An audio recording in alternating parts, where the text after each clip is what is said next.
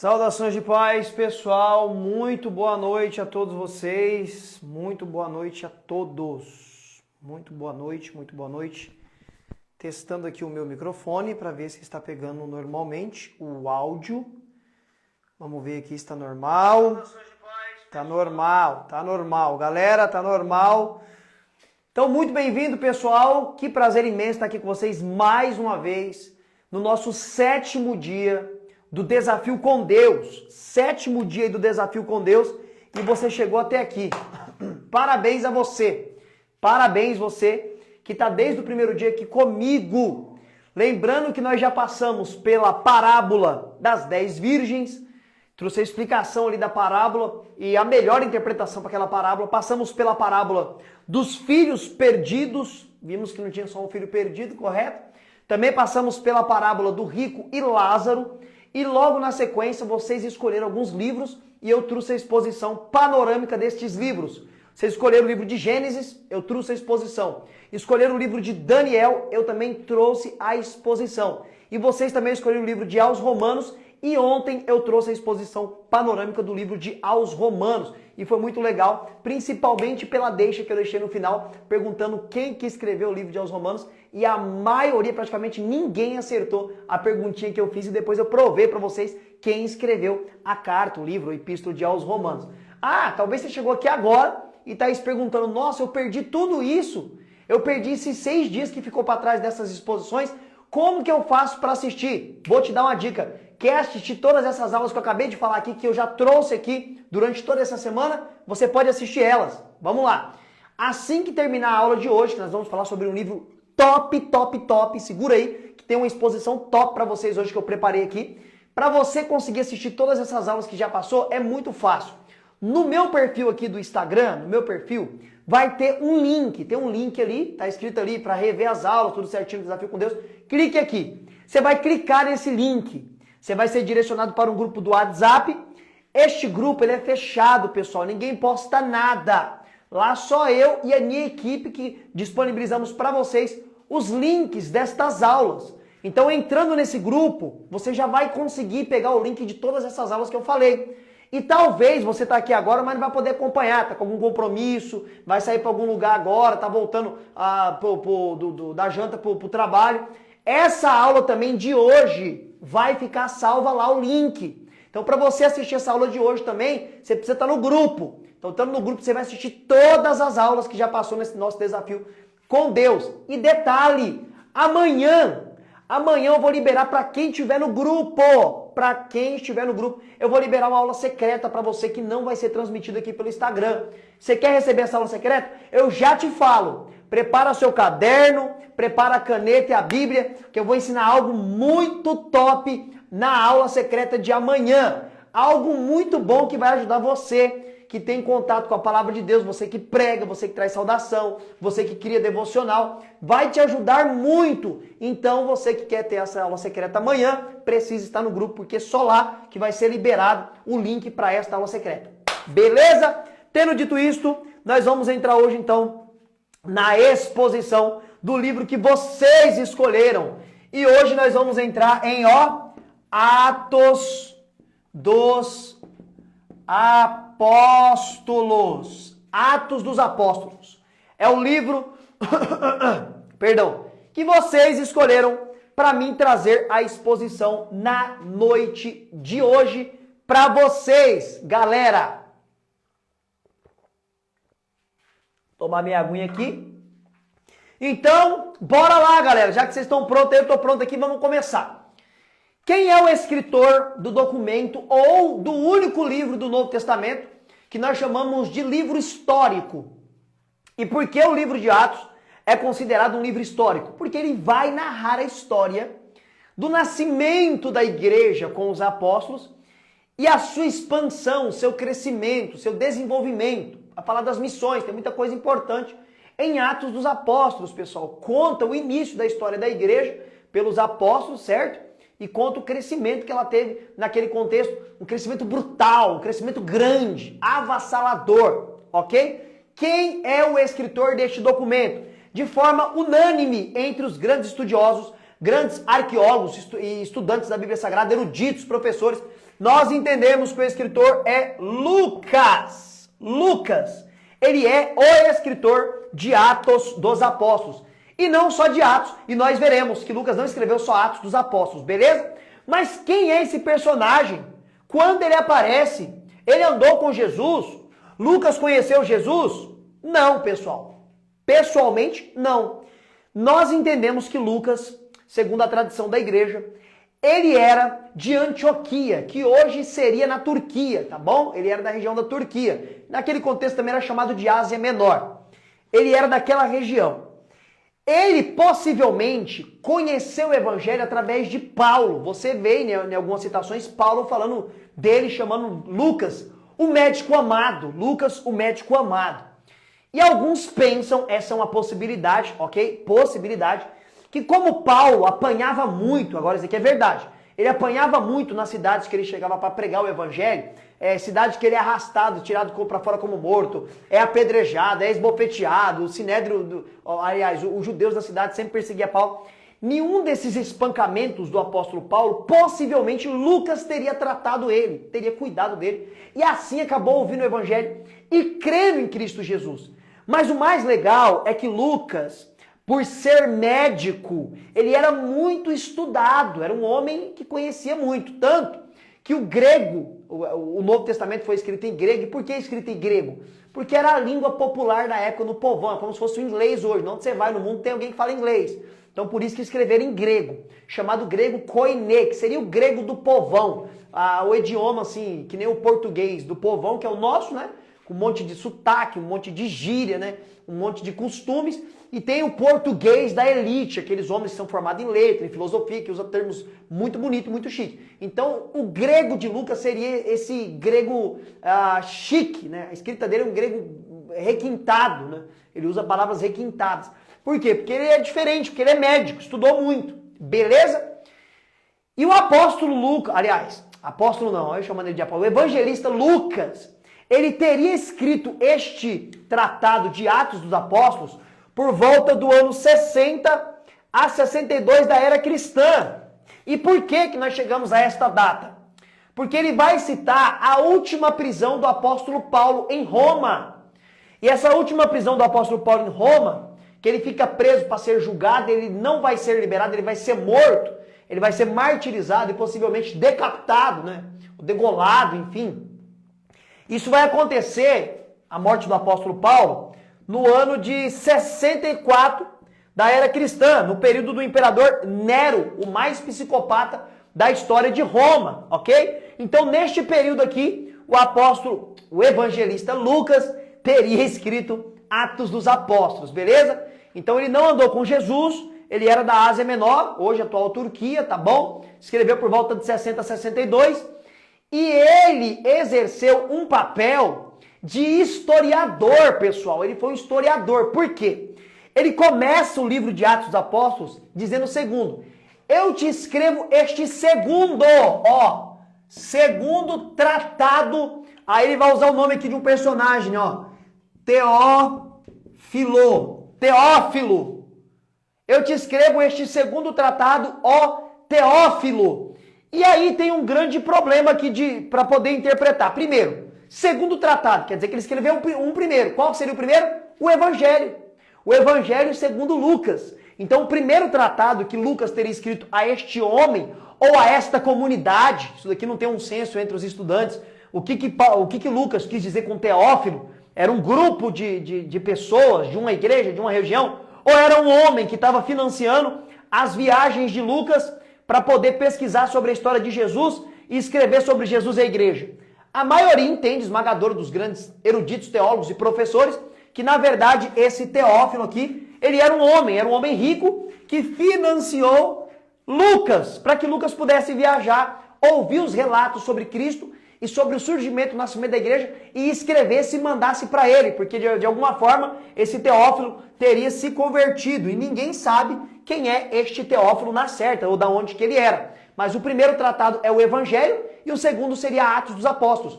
E por que eu falo que Lucas, ele exerceu um papel de historiador? Você lê o Evangelho de Lucas, ele é mais completo. Fala do cântico de Maria, quando ela recebe a notícia do anjo, que vai ser mãe. Ora, pessoal, para ele poder escrever isso, ele teve que conversar com quem? Quem sabia o cântico que Maria cantou? Maria! Maria era a única que poderia saber o cântico que ela cantou quando recebeu a notícia do anjo. Então ele coloca detalhes, ele minucioso, e isso mostra o quanto que ele era estudado e preparado para isso. Então eu gosto muito dos evangelhos, mas o de Lucas é um dos evangelhos que eu tenho tipo assim, eu acho, enfim, me acho mais nele. Todos têm o mesmo poder, todos têm o mesmo valor, todos estão no mesmo patamar, mas o de Lucas para mim é mais completo, para mim ele é mais completo, tem mais detalhes, é mais rico em detalhes.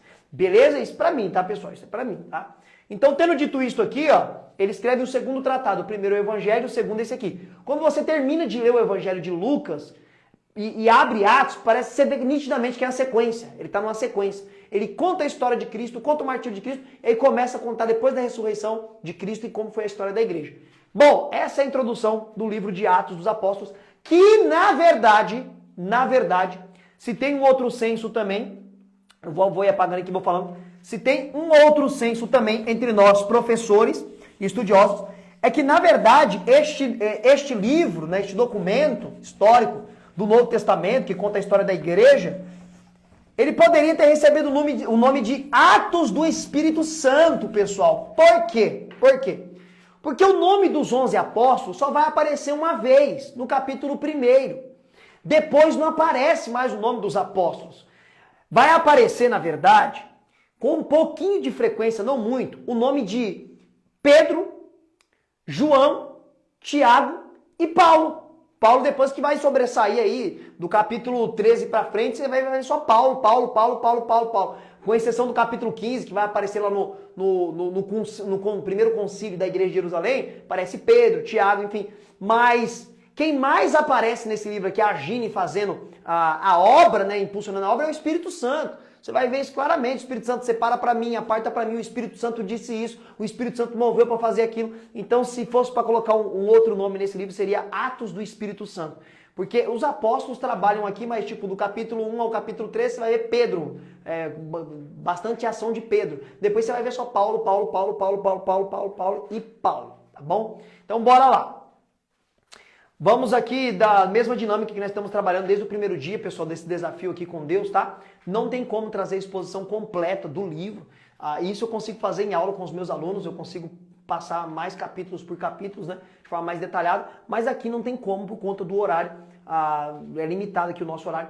Então eu não conseguirei passar de forma minuciosa a exposição completa. Então eu sempre faço aqueles pontos principais que é tratado em alguns capítulos. Então bora lá. Do capítulo 1 e capítulo 2, capítulos importantíssimos aí de Atos dos Apóstolos. Vai falar o quê? Vai falar da ressurreição de Jesus Cristo, ele aparecendo, não fala exatamente da ressurreição, já mostra ele, né, ressurreto. E o texto diz que ele durante 40, e muito cristão sabe disso, ó, depois que Jesus ressuscitou, durante 40 dias, pessoal, ele continuou aparecendo a muitos. Cerca de 500 pessoas chegou a ver Jesus Cristo ressurreto. Foi só os apóstolos não, tá? E aqui nesse contexto, ele vai dar as últimas instruções com os pés do Monte das Oliveiras. Jesus está lá, dando as últimas instruções, e de repente ele começa a subir, ele começa a flutuar, a ser levitado, até que ele é encobertado pelas nuvens, com o corpo que ele ressuscitou, pessoal. Um corpo apalpável, um corpo que comia lá, ele comeu depois da ressurreição, tudo leva a entender que ele comeu peixe na beira do mar lá, quando ele aparece para Pedro, né? Dá-se a entender, porque tinha peixe sendo assado ali, e a ideia é que ele comeu para mostrar que ele era o mesmo, né? Que não era um fantasma, que ele já tinha essa ideia de fantasma, não era um espírito, mas era o próprio Cristo mesmo. Tanto que ele diz para Tomé, quando ele aparece lá, e Tomé não acredita, ele aparece de novo, fala, toque em mim e veja que eu sou o mesmo. Ainda que o texto não diga que Tomé tocou nele, mas se ele mandou tocar, porque dava para tocar. Então era um corpo palpável, mas esse corpo glorificado que Jesus Cristo ressuscitou, que nós receberemos um igual, semelhante, segundo o apóstolo Paulo diz, em 1 Coríntios capítulo 15, receberemos um corpo semelhante ao de Cristo. Esse corpo, ele é um corpo que é palpável, mas atravessa paredes. É um corpo que pode se alimentar, habita na terra, mas ele também vai para o céu. Né? A lei da gravidade não segura ele, subiu voando para o céu, o corpo de Jesus Cristo.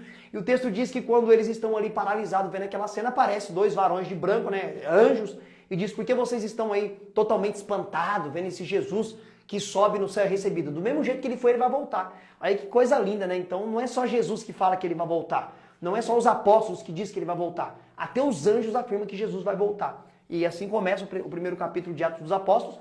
E vai ter aqui também uma reunião dos apóstolos para decidir quem vai entrar no lugar de Judas, né, o traidor. E aí é levantado ali, pessoal, entre eles, né, o que seria feito para saber quem poderia entrar no lugar de Judas.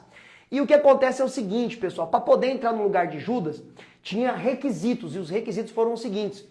Teria que ter acompanhado Jesus desde o batismo de João. Ou seja, teria que estar junto com Jesus desde que Jesus se batizou lá no batismo de João. E ter acompanhado o ministério inteiro de Jesus, vendo e ver ele ressuscitado. Foi achado 2 no meio da multidão e a sorte caiu sobre um homem chamado Matias. E Matias entrou no lugar de Judas, mas nós que estamos à frente sabemos que a vontade poderosa de Deus não era dar-se a entender que era esse Matias para entrar, porque você não vai ver mais esse Matias fazendo nada. Você vai ver que, na verdade, o projeto de Cristo era que para que se entrasse Paulo que entrou, né? Que foi uma reunião dos apóstolos para preencher essa vaga. Claro que Matias deve ter tido o seu ministério importante naquele contexto, mas não é narrado para nós. Mas você vê que Paulo possivelmente era para ter entrado ali claramente no lugar de Judas, beleza? Mas enfim, entrou Matias aqui. E o que acontece é o seguinte, pessoal, entra-se no capítulo 2 e o texto diz o seguinte, no capítulo 2, que cumprindo-se o dia de Pentecoste. O que significa Pentecoste? Você sabe o que significa Pentecoste? Sabe o que significa Pentecoste? Manda aqui embaixo para mim. Manda aqui embaixo se você sabe o que significa Pentecoste. Manda aí, por favor. Manda aí, vamos interagir.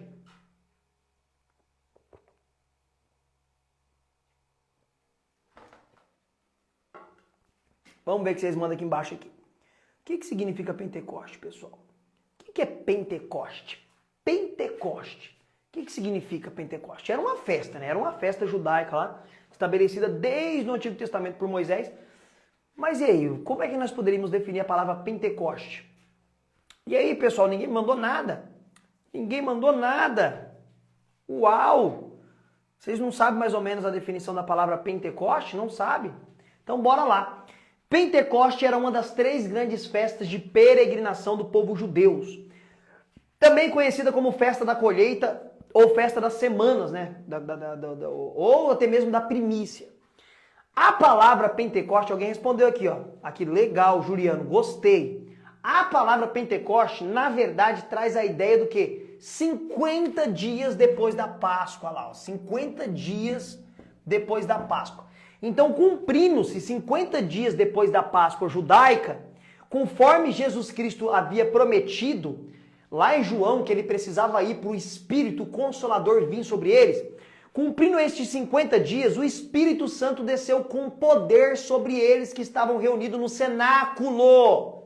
E quem estava reunido no cenáculo? Os apóstolos e mais de 100 pessoas junto com eles, em oração, aguardando a promessa. Então, 50 dias depois da Páscoa, o Espírito Santo desce com poder. Eu vou usar aqui termos técnicos para trazer uma explicação para vocês, tá bom? Mas vamos lá, vamos por partes.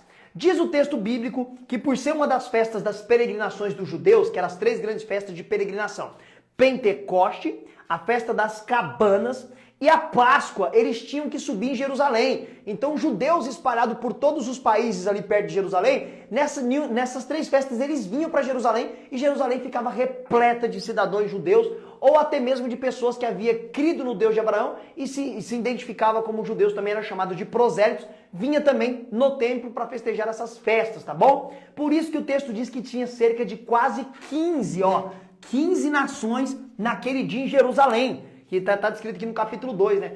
Quando eles ouvem o barulho, porque quando o Espírito Santo desceu sobre eles, houve manifestação de dom, o dom de línguas. Eles começaram a falar em línguas estranhas para eles, mas para as pessoas que estavam ali entendiam aquelas línguas. Por quê? Porque era o idioma da onde eles tinham vindo. Então tinha pessoas, vamos supor lá, da Ásia, um dali da multidão estava falando na língua daquele asiático. Tinha pessoa do Egito, um aqui da multidão aqui do Pentecoste que recebeu o poder, estava falando na língua dos egípcios. Tinha pessoa aqui medo-persa na porta lá do Senado, alguém falando em medo-persa e eles entendendo na língua deles. É isso que aconteceu em Atos 2. Eles receberam a capacitação do Espírito Santo para falar no idioma que eles nunca aprenderam e nunca estudaram. É como se eu estou aqui, tem um americano ali, o Espírito Santo vem sobre mim e eu começo a falar inglês sem nunca ter estudado e começo a pregar para ele em inglês, falar da glória de Deus, falar das verdades de Deus para ele em inglês. Ele está entendendo, mas nem eu estou entendendo o que eu estou falando, porque o Espírito Santo está me usando. É isso que aconteceu em Atos capítulo de número 2. E aí usa alguns termos técnicos como xenolalia, né? Xenolalia ou glossolalia, praticamente vai dar na mesma, né? Glossolalia ou xenolalia seria uma manifestação de você falar em uma língua ou idioma que você nunca aprendeu. É mais ou menos esta a ideia destes termos que praticamente vai dar na mesma. Um ou outro teólogo faz diferenciação de xenolalia ou glossolalia, né? Vai fazer diferenciação, mas na verdade vai dar a mesma ideia. É aquele que recebe uma capacitação para falar em um idioma que ele nunca estudou ou aprendeu. É o que acontece em Atos dos Apóstolos, capítulo de número 2, beleza? E olha que legal, que interessante. O texto também diz que eles estavam no cenáculo. Quando nós pensamos cenáculo, nós pensamos um galpão gigantesco, né?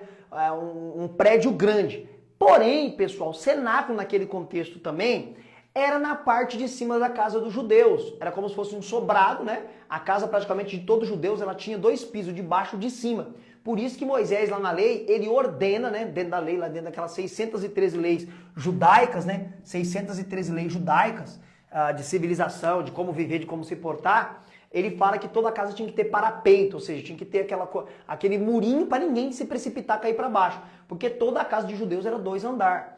E o que acontece? Algumas casas de rico, né, casas maiores, em cima tinha essa grande laje que se tornava um grande espaço, que eles armavam uma tenda e era chamado de cenáculo. E há uma grande possibilidade de este cenáculo que os apóstolos estão reunidos ser a casa de Maria. A casa de Maria, que lá na frente nós vamos ver que Pedro, quando é libertado pelo anjo, ele vai para a casa de Maria, que era a mãe de João Marcos. João Marcos é o evangelista Marcos, que escreve o evangelho de Marcos.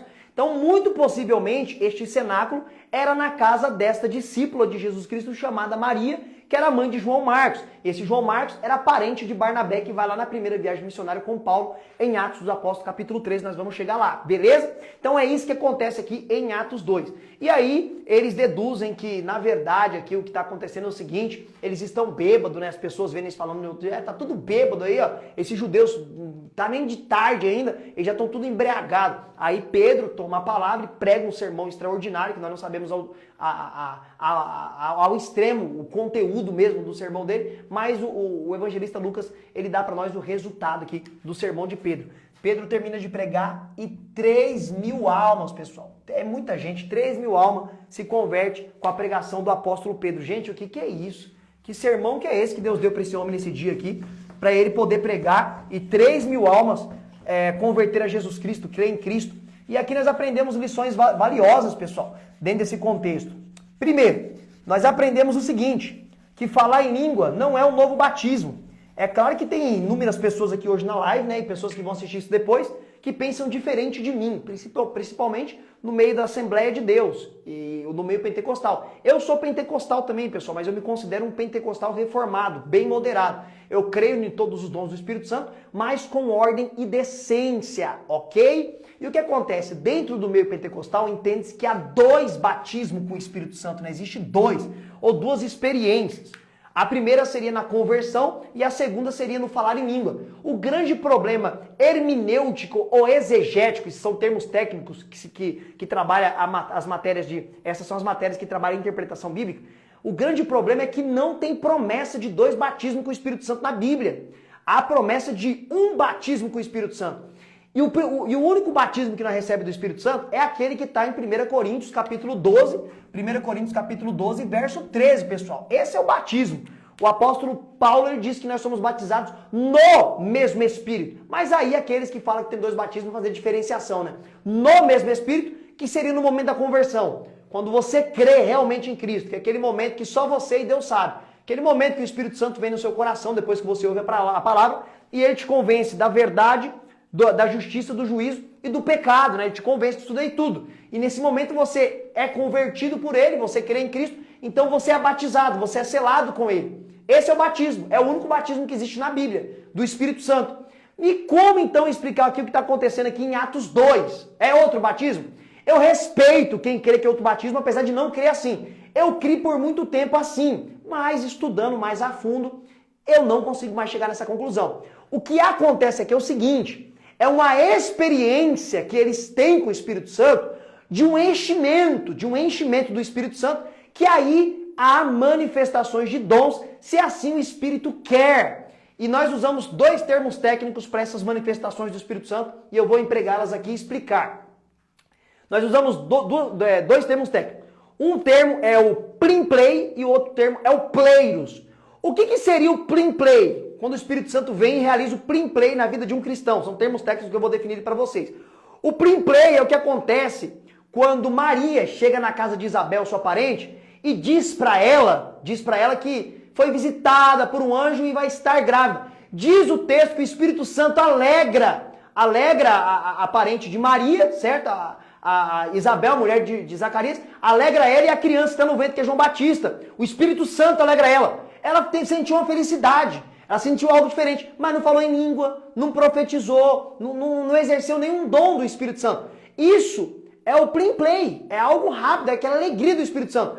Agora o pleiros, a palavra pleiros traz a ideia de transbordar. É como uma jarra que está cheia até verter para fora a água, que não suporta mais água. Aí nesta manifestação do Espírito Santo, há evidência de sinais de dons, que é o que aconteceu aqui. Eles ficaram tão cheios do Espírito Santo que desceu com poder sobre eles, que eles falaram em língua. E quer ver eu te provar isso na Bíblia? Porque aqui em Atos 2, já tinha pelo menos 11 pessoas que havia recebido o Espírito Santo. E eu te provo isso na Bíblia. Então por isso que não tem dois batismos. Na verdade, é um enchimento que tem manifestação de dom. Então vamos lá. Evangelho de João, capítulo 20. João, capítulo 20 e verso 22. O que acontece aqui? Jesus Cristo aparece ressuscitado para os 11 apóstolos, eles dentro de uma casa, e ele fala o seguinte: recebam o Espírito Santo. E Jesus assopra sobre eles. E eles recebem o Espírito Santo. Em João capítulo 20, verso 22. Só que lá ninguém falou em língua.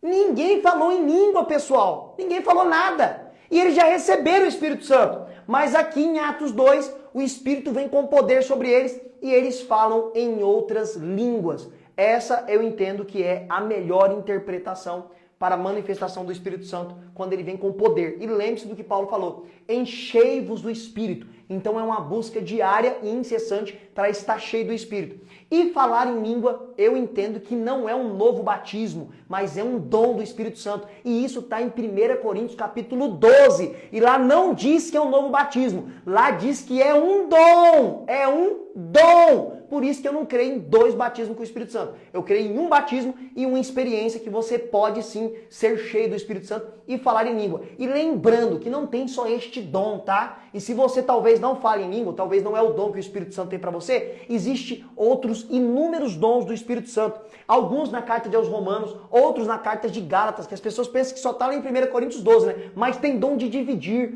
tem dom de ajudar, tem dom de esse dividir, de repartir. Isso daí quase ninguém quer, né? Ninguém quer. O povo só quer falar em língua, palavra da ciência, palavra de sabedoria, né? Cura, só quer esse. Mas esse de dividir, o dom da fé, o dom da caridade, ninguém quer, enfim. Então é o seguinte, pessoal.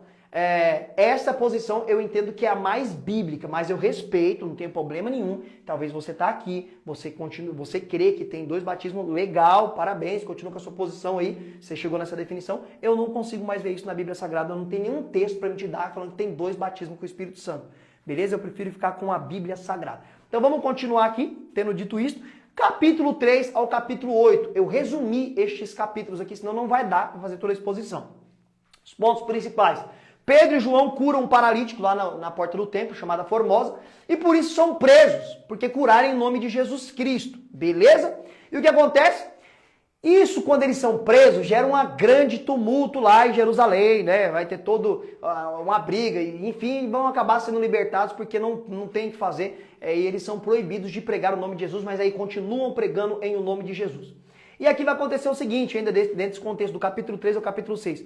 Os apóstolos chamam 7 homens para ser diáconos. Estava acontecendo um problema na igreja naquele contexto. Estava vindo muito cristão de outras etnias, né, chamados gentios. E aqui o problema eram as mulheres dos gregos, as viúvas. Elas se sentiam desprezadas, né? É tipo assim, estão ajudando só as mulheres lá dos judeus lá, mas está sendo desprezada aqui. Eles fizeram uma reunião e levantaram 7 homens de boa reputação, cheio do Espírito Santo, cheio de sabedoria, para que eles cuidassem das mesas, né? Que seria a ideia do diaconato. Só que os diáconos aqui, pessoal, não só cuidavam da mesa, não. Pregavam, exerciam vários dons do Espírito Santo. 2 aqui vão se destacar muito. 2 diáconos aqui. Um é Estevão, né, que vai aparecer aqui, que é o primeiro mártir do cristianismo, né? É linda a história de Estevão, você precisa ler, não dá pra mim estrinchar ela todinha aqui, porque daria uma live só falando de Estevão, né? Um homem corajoso que pregou a verdade nas praças de Jerusalém, e quando foi colocado entre os sinédrios, os homens, ele rancorosos, religiosos, ele não mudou o sermão, continuou pregando a verdade, até no momento que ele foi martirizado, apedrejado, ele não mudou o sermão. Ele pregou, doa quem doer, mas ele não negociou os seus valores, seus princípios, e pregou a verdade até morrer. Este é o meu lema, ser que nem Estevão. Eu pregar a verdade, doa quem doer até morrer. E ainda dentro desse contexto também vai aparecer aqui outro diácono, que as pessoas fazem confusão, pensam que é o apóstolo, mas não é, chamado Filipe. Este Filipe que aparece aqui, que o Espírito Santo leva ele para pregar lá em Samaria, que o Espírito Santo manda ele chegar aos pés de uma carruagem de um etíope lá chamado, um etíope chamado Eunuco, né, que cuidava lá das fortunas da rainha de Candaça lá. O que acontece? Esse texto aqui é muito curioso, tá no capítulo 8, lá verso 26 para frente. É muito legal, pessoal. Por quê? Porque muitas pessoas criticam nós professores que ensinamos a Bíblia e temos alunos, né? E as pessoas vêm estudar conosco, faz parte da nossa grade de alunos. As pessoas ficam criticando, não preciso de professor, não. O Espírito me revela tudo, o Espírito me ensina tudo, não precisa de professor. É curioso, né? Paulo fala sobre professores, Paulo ele era professor, Paulo estudou com professores da lei, Jesus estudou por conta da cultura, todos eles estudavam por conta da cultura e não precisa de professor. E o próprio apóstolo diz que Deus chamou alguns para mestre. Mestre é o quê? Professor. Velho Testamento tinha um escriba que ensinava a lei, que é professor. É curioso essas pessoas cristãs, não preciso, não, é só o Espírito. É claro que não tem como estudar sem o auxílio do Espírito, mas Deus constituiu professores sim, pessoal. E olha aqui um texto claro que dá um tapa na cara desse povo, que acha que não precisa de ajuda, vai entender tudo sozinho. Olha aqui, o texto diz o seguinte, que este homem, ele está voltando de Jerusalém, por conta possivelmente de alguma festa que ele veio, ele era um prosélito, ou seja, alguém que não era judeu, ele era da Etiópia, né? A Etiópia hoje é a África, pessoal, ele era africano, mas aceitou o Deus hebreu. E diz o texto de Atos que ele estava lendo Isaías 53, falando do servo sofredor, Jesus Cristo. E o Espírito Santo manda Filipe encostar na carruagem, Filipe encosta e vai acompanhando. E ele está lendo justamente aquela parte. Como ovelha muda foi levada ao matadouro, na presença dos seus tosqueadores não abriu a boca para reclamar. E aí Filipe pergunta para ele, tu entendes o que lês? Olha o que o eunuco fala, como eu entenderei se ninguém me ensina, se ninguém me explica? Filipe sobe na carruagem, senta, explica para ele aquele texto, interpreta aquele texto e diz que aquele texto se cumpriu em Jesus. Qual é o final da conversa? Filipe ensinou, pregou e anunciou Cristo e terminou como? Ele perguntando para Filipe, o que me impede de ser batizado? Filipe vai para ele e fala assim, você crê? Crê ou não crê? Nisso tudo que ele falou, que Jesus é o cumprimento da profecia. Ele crê, ali tem água e batiza o eunuco. Gente do céu, não tem um texto mais claro para provar que precisa de um professor, de alguém para ensinar aqueles que têm dificuldade e não compreende, pessoal. Esse texto é claro. Se o Espírito Santo já quisesse mostrar para o etíope lá o que era, o Espírito Santo não mandava Filipe lá. Foi o Espírito que levou Filipe lá, foi o Espírito que mandou ele encostar na carruagem, e o Espírito que usou Filipe para poder ensinar, porque Filipe conhecia. Filipe era judeu, Filipe era servo, Filipe andava com os apóstolos, ele aprendia com ele, aprendeu. Como que ele ensinar se ele não tivesse aprendido nada? Não tem como, pessoal, isso daqui é ponto passivo. Ninguém pode levantar para ensinar sem antes sentar para aprender, senão eu vou ensinar o quê? Que autoridade que eu vou ter? Eu vou ensinar o quê? Então, esse texto aqui, ele é lindo para comprovar que necessitamos sim de homens capacitados que doam a sua vida para estudar a palavra de Deus, para servir a igreja. Isso daqui a vida dos professores, pessoal, é uma vida de dedicação, de deixar abrir mão de muitas coisas para estudar, para mergulhar, para navegar, para trazer conteúdo bíblico puro para a igreja de Cristo Jesus. Entendeu? Então vamos continuar aqui porque parece que meu computador está descarregando, que estranho, estava carregadinho. Bom, galera, eu acho que eu vou ter que colocar ele para carregar porque está todo aqui o conteúdo e não pode desligar não. Um segundinho que eu vou colocar aqui na tomada, um segundinho. Que estranho, estava carregadinho, só um segundinho.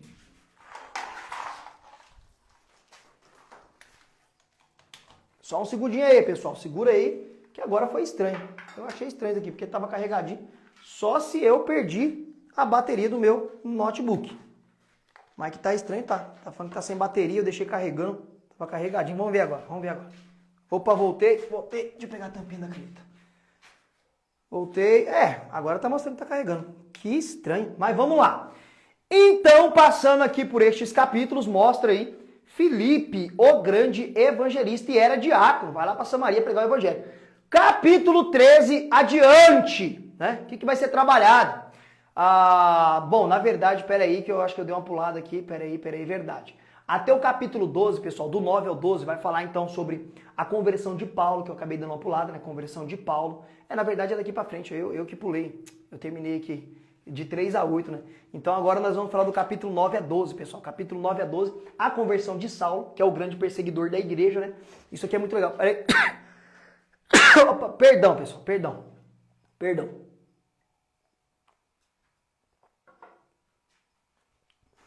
Então bora lá. Capítulo 9 para frente fala da conversão de Saulo de Tarso. Saulo de Tarso, ele se levanta como um grande perseguidor da igreja por volta do ano 34 da era cristã, pessoal. Ou seja, aproximadamente um ano depois da morte e ressurreição de Cristo, Paulo se levanta para perseguir a igreja de Cristo. Um ano depois. Tudo leva a entender que ele tinha quase a mesma faixa etária de Jesus Cristo. Paulo tinha quase a mesma idade dele, tá? Então Paulo se levanta como um grande perseguidor e aí Jesus Cristo aparece para ele no caminho de Damasco e ele é lançado no chão, aquele touro bravo, né? O próprio texto diz que quando ele cai no chão, Jesus Cristo aparece para ele e fala: Saulo, Saulo, por que me persegue? É duro para você recalcitar contra os arguilhões. Arguilhão era uma ferramenta que usava para amansar touro bravo. Então, Jesus está dizendo que Paulo é um touro bravo e Jesus é o amansador de touro bravo. Você sabia dessa? Manda aqui embaixo. Aguilhão era usado para amansar touro bravo. Beleza? E o que vai acontecer aqui também dentro desse capítulo aqui, pessoal, dentro desse contexto do 9 ao 12, é Pedro tendo uma revelação, uma visão extraordinária. Ele está orando e de repente Pedro ele vê um vaso no céu. Esse vaso desenrola e sai um pano lá de dentro com vários animais. E uma voz diz para ele: mata e come. Mata e come, mata e come. Ele diz: eu nunca comi coisa impura. Por quê? Porque os judeus, eles tinham restrição alimentar, eles tinham dieta alimentar. Havia animais que eles não podiam comer por conta da lei de Moisés, descrito em Levíticos. Então o que dá a mostrar nesse pano é que tem animal de tudo quanto é jeito. E tinha animais que pela lei era proibido para Pedro comer. E a voz diz: mata e come. Pedro não entende nada do que está acontecendo. Pedro não entende o que está acontecendo. E de repente, lá do outro lado da história, tem um homem, um centurião chamado Cornélio, que o texto diz que ele era um homem íntegro, né, que esmolava a Deus, dava esmola e tudo certinho e tal. E o que acontece com esse homem aí? Ele tem uma revelação lá, que ele precisa chamar o apóstolo, um apóstolo chamado Simão, né? Ele nem sabia que era apóstolo, chamar Simão, porque Simão vai falar o que ele deve fazer. E o que acontece é o seguinte: Pedro ele recebe a informação que tem esse homem esperando ele, e quando Pedro vai ter com este homem, chega lá, Pedro começa a pregar o evangelho, porque ele fala que apareceu um anjo para Cornélio, né? Cornélio recebeu a visita do anjo, mandando chamar Simão, e aí Pedro começa a pregar, o Espírito Santo desce com poder sobre eles, e eles falam em línguas. E isso mostra para Pedro o seguinte, que o evangelho de Jesus não era só para os judeus, por isso a visão do vaso com vários animais, mostrando impuro e puro, ou seja, os judeus entendiam que eles eram puros e os gentios eram impuros, porque não tinha lei de Deus. Então a mensagem para Pedro é o seguinte: o evangelho é para todos, é para o gentio também. E ali o evangelho é pregado. E curioso que logo depois que Pedro prega o evangelho e receber o Espírito Santo, Pedro manda batizar todo mundo. E aqui o pau quebra, porque estava dentro de uma casa. Como que batizou dentro da casa? Aqui é uma base mostrando, possivelmente, pelo texto e seu contexto, que o batismo ele não tem metodologia. Com isso, o que eu quero dizer? O batismo não é só você ir lá no rio e pum, apesar que a palavra baptismo do grego, né, significa imergir. Imergir seria afundar tudo. Porém, ele pode ser circunstancial, já que não tem uma ordenância bíblica de como ele deve ser feito. Não, tem que ser só lá no rio, tá escrito. Não, João batizava daquele jeito. Era um costume daquela época batizar daquele jeito. Mas aqui nesse texto aqui de Atos 10, tudo leva a entender que o batismo foi por aspersão, aqui ó, a aguinha na cabeça, porque estava dentro de uma casa. Só se tivesse uma grande piscina dentro daquela casa, que alguns vão defender. Beleza? Então, tendo dito isto, vamos passar aqui do capítulo 13 ao 15, porque eu tô com medo, porque mesmo o meu carregador aqui do notebook estando ligado na tomada e tudo, tá aparecendo ainda que tá descarregado o meu notebook, e eu não estou entendendo nada porque ele estava carregadinho e está dando isso logo hoje. Mas com a graça de Deus não vai derrubar, não vai apagar e eu vou conseguir terminar aqui para vocês a exposição, senão depois vai ter que ser tudo de cabeça. Vamos lá. Do 13 ao 15 vai começar as viagens missionárias de Paulo e Barnabé. Vai ter aqui a primeira viagem missionária. Apóstolo Paulo, depois da sua conversão, ele é apresentado em Jerusalém. Jerusalém, o povo não quer aceitar ele, porque ele era um grande perseguidor. E ele vai ficar praticamente aí, pessoal, praticamente 14 anos no anonimato, 14 anos aprendendo do próprio Cristo o Evangelho. Tudo leva indica que ele aprendeu por revelação divina, Jesus falando para ele sobre o Evangelho. E alguns também entendem que esses 14 anos que ele ficou pro lado da Arábia, ele reviu todo, aliás, ele foi reestudar e rever todo o Velho Testamento, né? Não tinha o Novo ainda. Foi estudar e rever todo o Velho Testamento para poder conseguir ter uma visão melhor do Evangelho, beleza? E começa-se as viagens missionárias. Nessa primeira viagem missionária, João Marcos vai com ele e no meio da viagem ele volta. De alguma forma ele abandonou, não sabemos o porquê que ele abandonou essa viagem no começo aí e voltou. E depois dessa primeira viagem missionária, em Atos 15, tem o Concílio de Jerusalém, que é para tratar sobre o que ia permanecer sobre os judeus e a igreja, porque estava chegando muito gentil dentro da igreja. E chegando muito gentil dentro da igreja, tinha um grande problema. Eles vão comer porco, não vão comer porco? Como é que vai ser? Vai circuncidar, não vai? Foi decidido que não ia circuncidar, porque era um costume judaico. E eles só não iam comer comida sufocada, ou seja, comida com sangue. Isso foi tratado no primeiro concílio de Jerusalém, lá com os apóstolos. E dentro desse contexto também, lá atrás do 12, eu acabei pulando, Herodes manda matar, pessoal, lá no capítulo 12, lá, manda matar Tiago à espada. Tem a morte de um apóstolo aqui em Atos. Eu dei essa corrida porque parece que o notebook ele vai desligar e eu não estou entendendo o que está acontecendo. Eu vou ter que terminar de cabeça a exposição de Atos, tá bom? Então vamos agora do 16 ao 20, o que vai acontecer? Paulo e Silas partem para a segunda viagem missionária. Paulo, nessa segunda viagem missionária, ele não quer levar João Marcos. Logo no final do concílio, ele conversa com Barnabé para poder ter a segunda viagem missionária. E Barnabé quer levar João Marcos, que é parente dele, possivelmente era primo. E Paulo não quer levar, por quê? Porque ele abandonou no meio da primeira viagem missionária. Alguns falam que João Marcos abandonou porque viu Paulo ficando doente, porque na primeira viagem missionária, eles passaram por uma região alagadiça chamada Pérgamo da Panfilha, e possivelmente Paulo ficou doente com problema nas vistas, tanto que ele escreve isso na carta de aos Gálatas. Então João Marcos talvez voltou para casa porque ficou com medo de ficar doente. Na segunda, Paulo não quer levar ele, mas leva Silas. Silas vai com Paulo e vai acontecer o seguinte, vai estabelecer igrejas, vai pro lado de Atenas, vai pregar no Areópago, tá, do 16 ao 20, tá? Paulo vai falar também, em Atos 17, 29, Paulo termina a sua segunda missão e parte para a sua terceira missão, lá pela Ásia Menor. Paulo decide voltar para Jerusalém, isso daqui já está perto já da última viagem, aliás, perto dos seus últimos dias, que é a terceira viagem missionária. Do 21 ao 28, o que vai ser trabalhado? Em Jerusalém, Paulo é preso. Aqui já está quase no final do livro de Atos dos Apóstolos, capítulo 28. Paulo ele é preso em Jerusalém e continua mesmo assim a testificar a Jesus. O Senhor aparece para ele novamente e fortalece ele. Muitos judeus pelejam para matar Paulo em Cesareia e ele testifica perante Félix e Festo, que são governadores ali daquela região. E Festos e a Agripa também, Herodes Agripa, tá?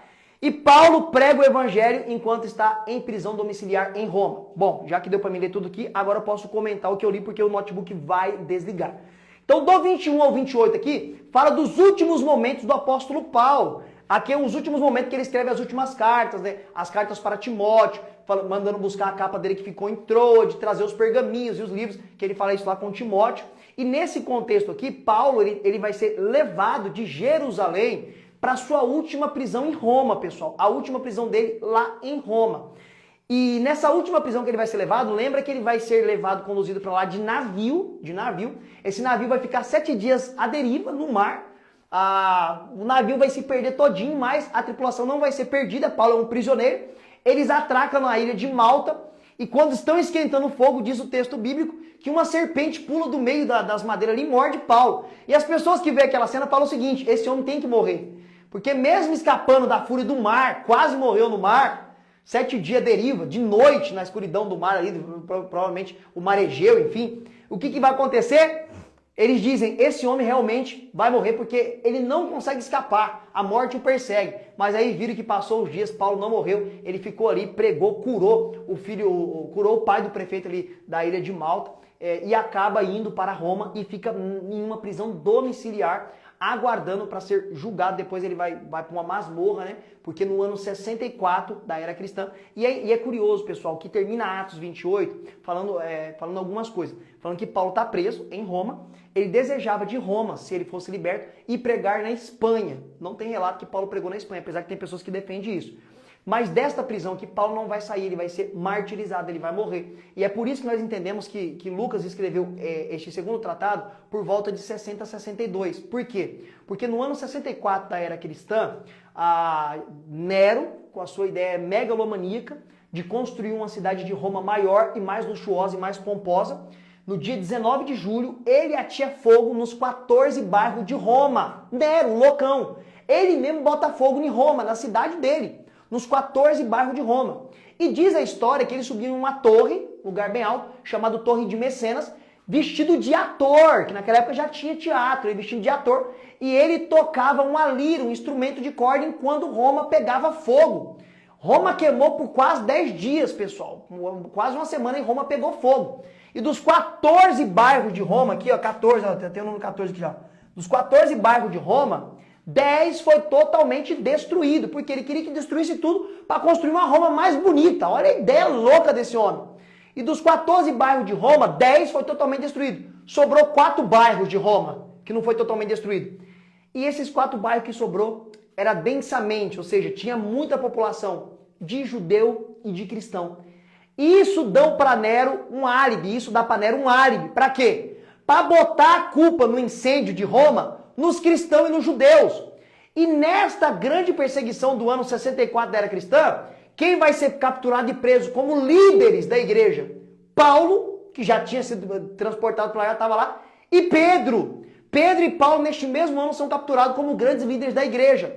E é neste mesmo ano que eles recebem a sentença de morte.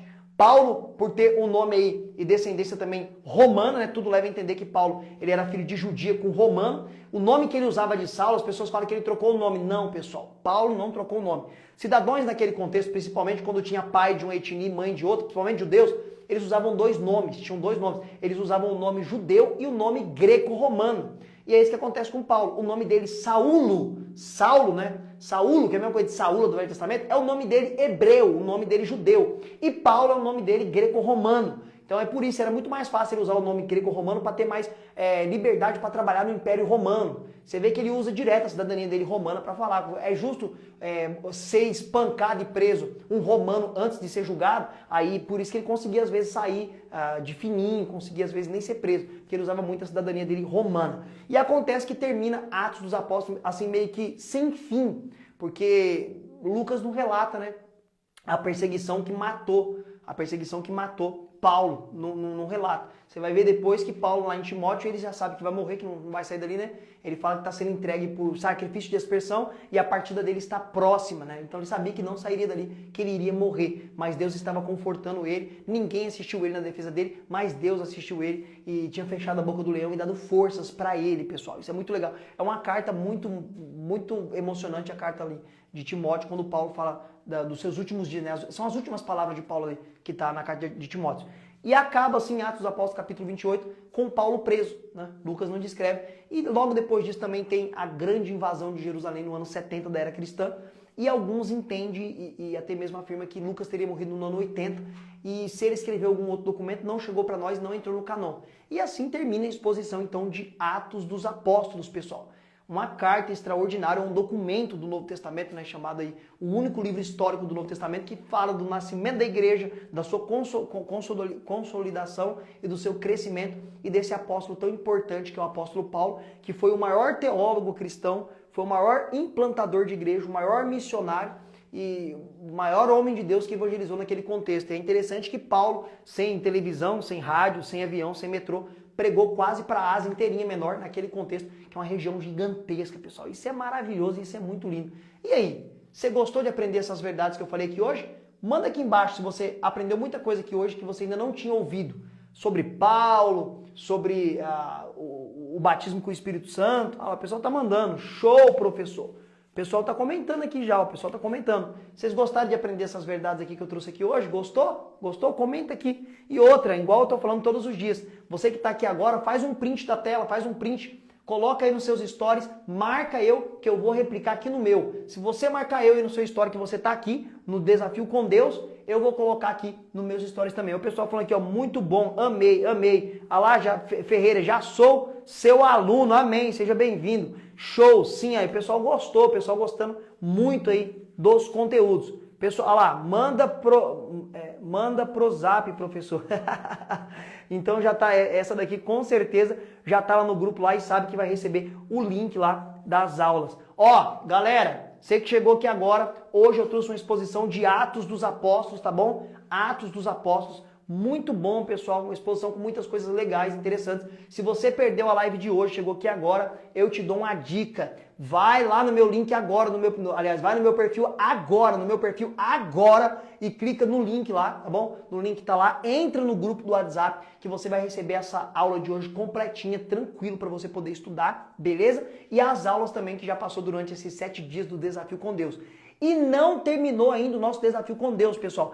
Amanhã, dia 8, eu vou mandar para você uma aula secreta. Já tô falando para você. Prepara caderno, caneta e Bíblia, que amanhã na aula você vai usar muito caderno, caneta e Bíblia. Vou ensinar algo muito top para vocês relacionado a quem prega, a quem dá saudação, quem fala em público e até quem não prega, quem não dá saudação e não faz devocional, vai te ajudar a entender melhor a Bíblia. Então você não pode perder essa aula secreta. Como que você faz para receber a aula secreta? Você precisa estar no grupo, neste grupo do WhatsApp, que você vai entrar vindo aqui no meu perfil do Instagram e clicando naquele link. O grupo ninguém manda nada, é fechado. Só eu e minha equipe que manda lá os links das aulas que já passou, desta aula de hoje, e amanhã vou mandar para você uma aula secreta. E eu quero que você chegue até amanhã para terminar esse nosso desafio com Deus, que vai ser 8 dias. Amanhã com a aula secreta completa 8 dias que nós estamos juntos estudando a Bíblia, a Palavra de Deus. Eu quero só ver se você vai chegar lá amanhã e vai ficar no grupo para receber essa aula secreta. Eu quero só ver. Galera,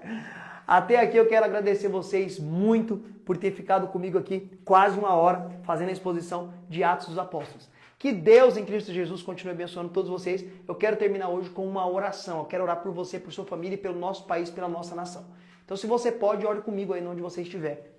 Senhor nosso Deus, eu quero em o nome de Jesus Cristo te dar graças e render-te glórias e louvor por esse privilégio que o Senhor nos deu nesses 7 dias, estarmos aqui ao vivo com a sua igreja, com o seu povo, de todas as partes do Brasil até fora do Brasil, para falar da tua palavra, aprender, Senhor Deus, as tuas verdades. E nós sabemos que tudo isso fará com que nós possamos ser melhores cristãos, pais de família, filhos, maridos, esposos, esposas e cidadãos, Senhor Deus amado. Que o povo vê e olha e consegue detectar um cidadão no céu. Que o Santo Espírito continue lançando luz, entendimento na nossa mente e no nosso coração, Pai. E eu te peço agora, em nome de Jesus, abençoa o meu irmão que está aqui, abençoa a minha irmã, abençoa a família dele, abençoa a família dela, Senhor. Deus, abençoe a nossa nação, nós te glorificamos, Senhor Deus, porque até aqui o Senhor tem nos ajudado e nos guardado. Deus nos deu uma noite tranquila e abençoada, e um final de semana também abençoado, debaixo da tua graça, da tua misericórdia. É o que eu te peço e te agradeço em nome de Jesus. Abençoa meu irmão, minha irmã. Amém, amém e graças a Deus. Que Deus em Cristo Jesus continue abençoando todos vocês, pessoal. E eu aguardo vocês amanhã para a nossa aula secreta. Ó, beijo no coração e até amanhã para a nossa aula secreta. Corre no meu perfil e entra no grupo do WhatsApp para receber a aula secreta amanhã. Até amanhã com a graça de Cristo Jesus.